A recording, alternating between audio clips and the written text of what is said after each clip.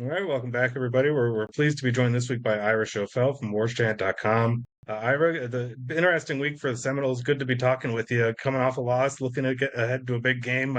Exciting times in Tallahassee. Yeah, it could have been a little more exciting if the Noles had taken care of business at Virginia, but it was a great game. They just came out on the wrong end of it, and but still, the nice thing is they do have Miami coming to town, number 3 team in the country. So there wasn't a lot of time to dwell on that. I think most FSU fans are turning the page. Yeah, we saw one of the things we do each week. We work with the Football Writers Association to announce the national team of the week, and they had given it to Virginia. The voting committee did for their win over Florida State. You certainly watched that game as close as anybody. Did you feel like that win? It's certainly a wonderful performance by Virginia, but did it boil down to more what Virginia did well, or what Florida State necessarily couldn't execute in the end in a tight game? I'd give Virginia a lot of the credit, but Florida State certainly could have done some things to change it.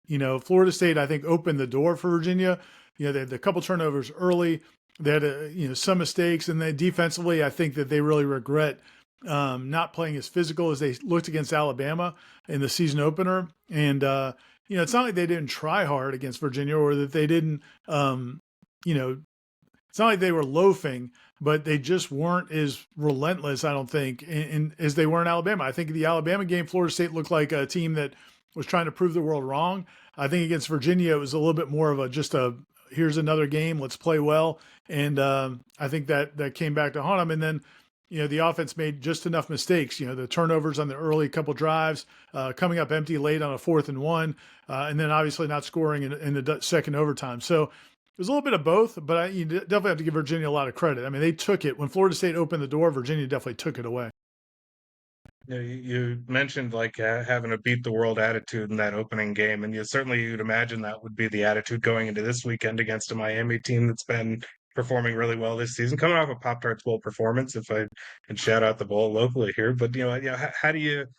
I know that Coach Norvell is really good at getting guys to look ahead to the next task and kind of put what's behind them behind them. How do you think this week is shaping up, or what's the talk been like at practice the first couple days? Yeah, I think they're going to Miami's going to get Florida State's best shot. It's a team that, really was disappointed with how they played last Friday night. I think they look at that as just a huge missed opportunity. And, they, they, they felt like they had established themselves in that Alabama game. And I think that they felt like maybe they had arrived a little bit. And so that was kind of a wake up call. And then you look at Miami in the sense that, they're the number 3 team in the country. They really haven't had a too close of a game. Notre Dame came back and made it a game, but Miami was dominating that game early.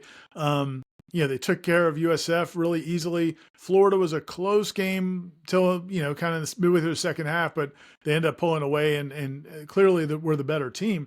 So, I think Florida State sees this as a huge opportunity, just kind of like the Alabama game, to prove everybody wrong. And I think they're embracing that mindset, and they seem to think they play better in that role. And they're definitely in that role this week. They'll be an underdog at home, and most people, I'm sure, will be picking Miami.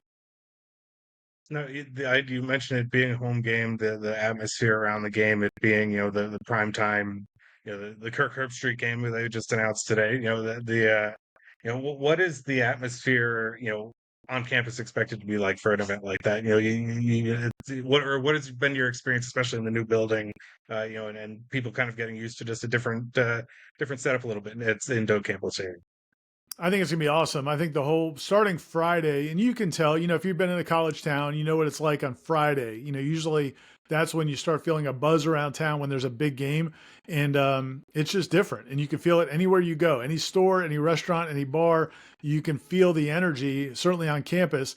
And so that'll start probably Friday afternoon. And then with it being a night game on Saturday, I mean, you'll have all day of people getting loose, probably getting after it a little bit. And then the tailgate lots will be packed. And it's the first time the two teams have been ranked in like 10 years. So there's going to be a lot of excitement, a lot of juice for this game. And I think people are happy with the stadium. You mentioned it's a newer building. They did renovate it. They downsized it a little bit. They used to have, back in the day, 15 years ago, they had 82,000 seats. Then they went down to like 77 or so, and they added like a Champions Club in the end zone. and now it's down to like 68,000.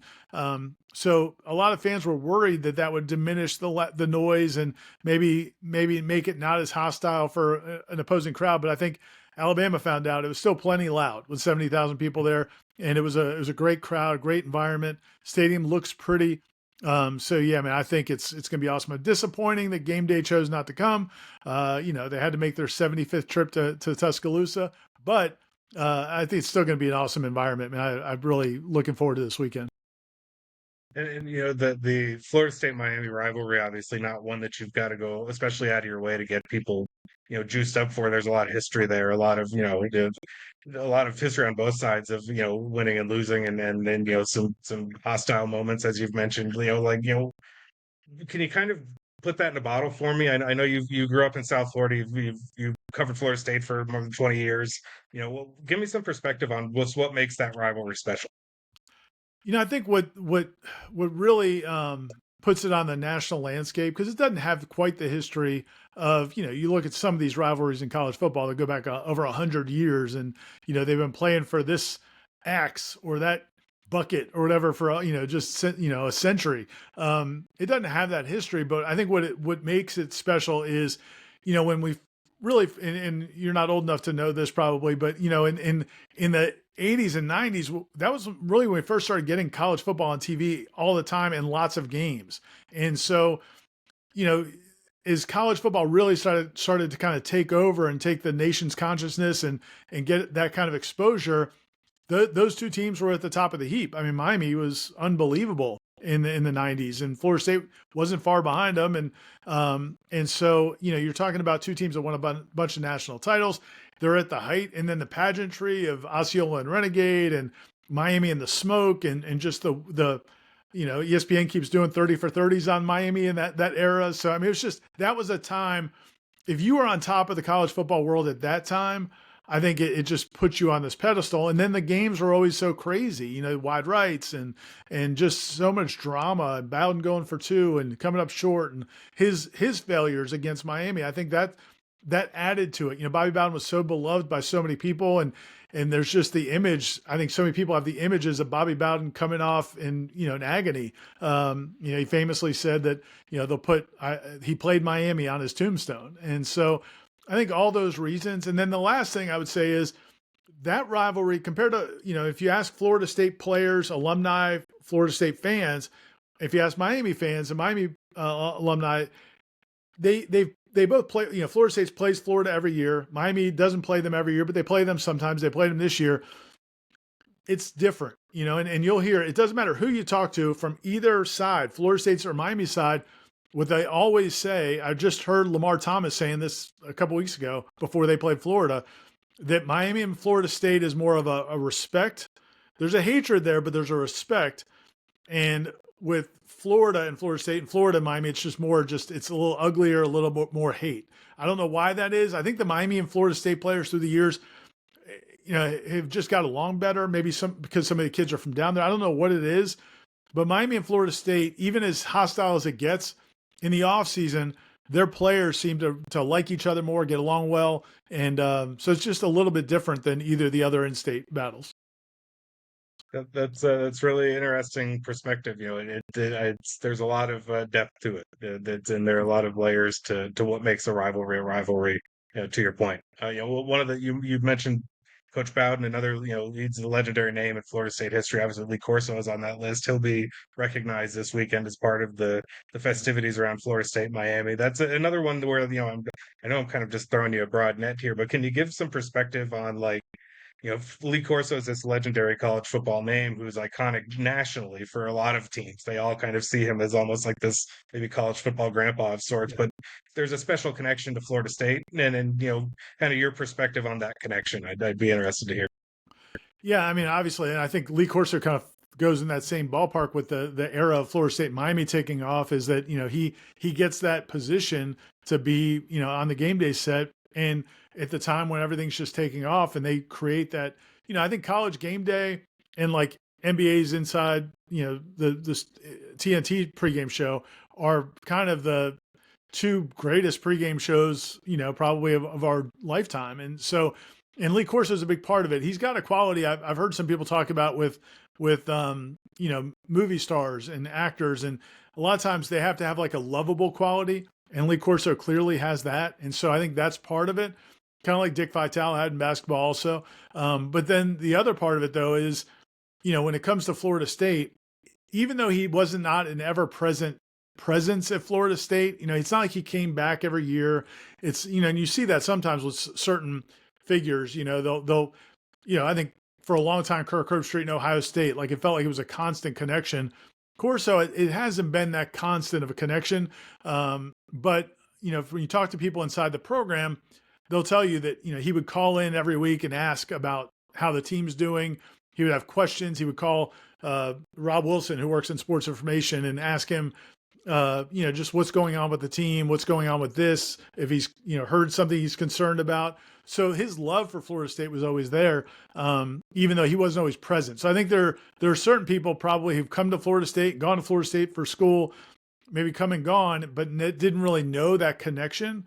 But he obviously, he's back from the era with Burt Reynolds and those guys, and people of that generation, definitely revere him because he's been connected to the school for so long. So do you have a personal story or an anecdote from an interaction, if you've ever met him over the years, Lee, personally? Anything you'd like to share? I haven't, I've met him. I haven't had like a lot of close interactions with him. The one thing that always stands out to me, or not stands out, but like the one thing I always think of when I think of Lee Corso, and I'm not 100% this is true, but I'm pretty sure it was true. Vaughn Mancha, who was a former Florida State athletic director from a long time ago, may he rest in peace, but I used to see him a lot in Tallahassee because he retired here. And he, was a former All-American at Alabama, but he also had been an AD at Florida State. And I think he was here at the time when Lee Corso came as a student. And he told me that Lee Corso had a perfect SAT score coming out of high school. And I'm not saying I doubt it, but I mean, it's just like, man, how many people have a perfect SAT score? But whether he did or he didn't, he said, man, he was so smart. He said he just, even as a freshman, you could just tell this kid is super, super smart and is going to be really, really successful. And so you think about it, the guy, coaching success was off the charts, but then he kind of created this character and had this longevity on television. I think that speaks to, really how bright of a mind he was, or how bright of a mind he is. He's still with us. It would be certainly a nice moment at a huge game for all the reasons we described. I guess I'll leave you with this. As you look at, not just Florida State, Miami, but the ACC in general, these are two teams who are, very much in contention in the conference. How do you have an early sense of how this is shaken out, or what is I guess, can you speak to the importance of not dropping two straight for Florida State? Yeah, I mean, that probably takes precedence, honestly, over the rivalry at this point, and which is odd to say because Florida State Miami is usually as big as it gets for the players and coaches at FSU. But it really is more important than usual because, yeah, you don't want to not just drop two games in a row, but I think the feeling is that whatever chance they have to make it to the playoff, and certainly to make it to the ACC championship game, probably ride on this game. I mean, because you did lose to Virginia, you might have had a get out of jail free card if you won that game at Virginia, but you don't anymore. So now it's kind of do or die. And if you went back 6 weeks ago or 8 weeks ago and told FSU fans, well, you're going to have a good season, but you're probably not going to make the college football playoff, that wouldn't have been a big problem. But when you beat Alabama in the opener, like that changed everything. That we all had to reset our expectations and what was possible with this team. And the players, that includes the players, like that game told them that they're a good college football team. So I really think that, they need to win this game if they can, because it keeps them going, all those goals that they think now are ahead of them. And if they don't, that's tough. I mean, this is what we're seeing in college sports right now. I think you go back to look at FSU last year when they lost that second game. Losing Georgia Tech was tough. Losing the second game to Boston College, it just sent them in a tailspin, because with the playoff, I think players and coaches included, but definitely players because they're younger, it's hard to stay focused sometimes. If you come in with high aspirations, you let yourself believe, and then you lose them. So, I think it's going to be a great game. I think I definitely could see Florida State winning. It's not they're not a huge underdog, and they really really need to win this game. So we'll see a great effort from them without question. I think. Well, Ira Schoffel, thank you again for your time today. It's always so much fun catching up with you. It was great to see you and the whole FSU crew up in Charlotte at Media Days. It's FSU Cup beat was well represented. We had a lot of Pop Tarts, And so we, it worked out well for everybody. I was gonna say you're glad because you had plenty of Pop Tart takers from the Florida State media contingent, so we appreciate it. Yeah, anytime we're happy to hand them out, as long as people are willing to accept them. Thank you again, Ira. We will talk to you and see you soon. Sounds good. Thanks, Sam.